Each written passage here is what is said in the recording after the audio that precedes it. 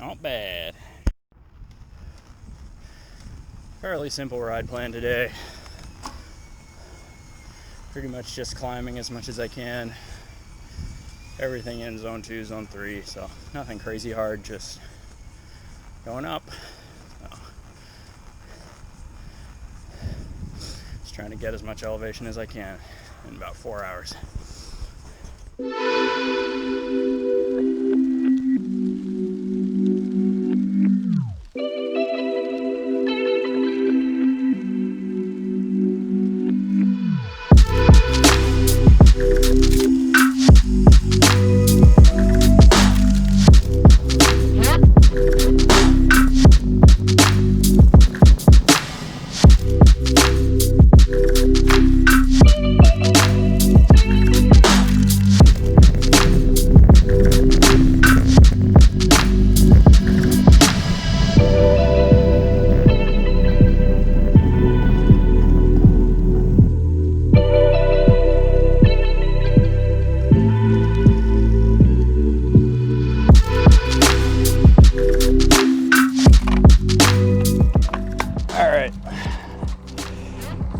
Hopefully you can see me.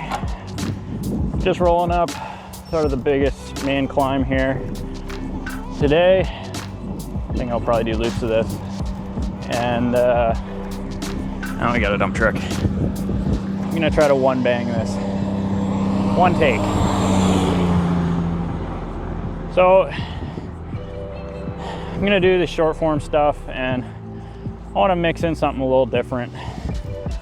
Talking about stuff that I'm thinking about, stuff that's helping me on my journey in elite sports, and maybe it'll be applicable to life, I don't know. Maybe it'll be helpful for somebody. Maybe I'm just gonna ramble on camera.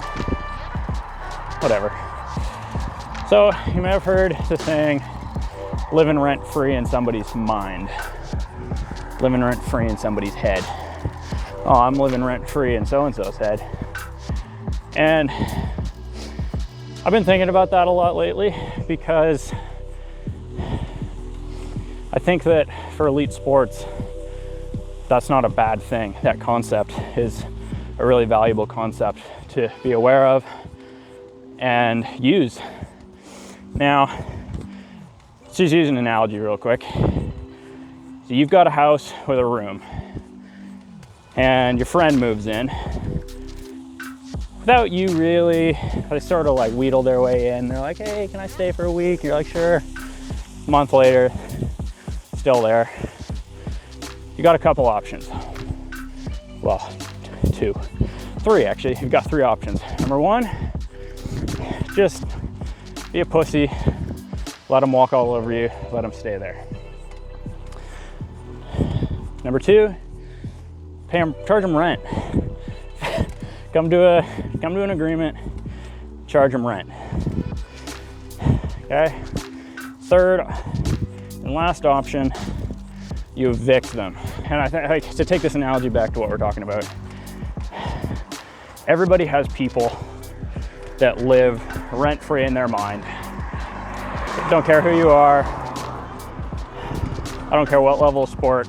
I don't care if you don't do sport. Everybody has somebody or several people that live rent-free in their mind and can kind of ruin a day. Let's talk about charging them rent, because I think evicting, pretty self-explanatory. I don't have any answers for that. I haven't evicted anybody. I just charge them copious amounts of rent. So let's talk about rent.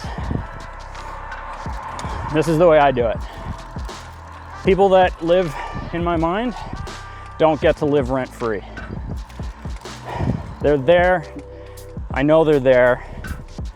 Every time I'm really struggling, say in an effort or off the bike, those are the people that pop into my mind, that I conjure up. All right? Say I'm in the middle of an effort. Somebody's gonna pop up. Right? Use that as a little bit of emotional fuel. Now, I want to say,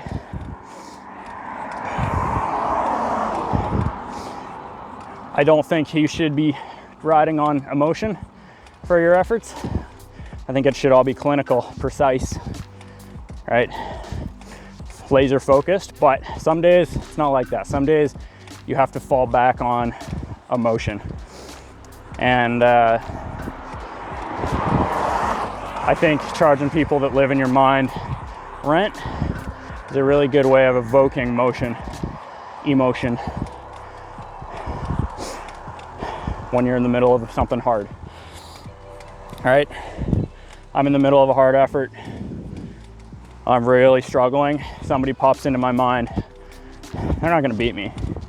I've just charged them rent, and I can finish that effort strong because I've tapped in to that anger, that darkness, right? And then you have to be able to shut it off. You have to, once you've charged them rent, done, over, until you need it the next time, right? I've learned to shut them off. So that is my spiel on that saying. And I heard it, I've known about it for a while, and I just heard it the other day again. I was like, oh, what a good saying. And I've just been thinking about that for a week. So that's so far the result of my thoughts. Maybe it's be interesting for somebody to hear, maybe not. Maybe the audio crapped out on this. I have no idea. Maybe you can't even see me. Whatever. I'm gonna continue on my ride. Thoughts over.